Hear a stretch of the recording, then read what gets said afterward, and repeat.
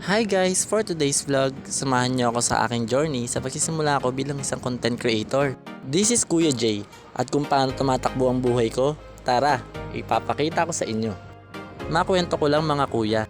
Matagal ko nang gustong pasukin ng pagbablog. Bata pa lang ako kapag nakakapanood ako ng mga vlogger, nai-inspire din akong mag-vlog. Kaso nga lang mahihain ako sa harap ng camera. Alam kong mahirap yung bagay na gusto kong pasukin. Pero naniniwala akong walang imposible kapag gusto mo yung mga bagay na ginagawa mo. May mga pangarap pa ako na hanggang ngayon na hindi ko pa rin natutupad. Pero sabi nga nila, dreams will come at the right time. Yung mga pangarap at gusto natin nung bata pa tayo ay hindi pala lahat makukuha natin agad. God has a better plan for us, at kung ano man yung dumating na blessing ay ipagpasalamat na lang natin sa Kanya. At sana itong tinatahak ko ngayon ay maging successful.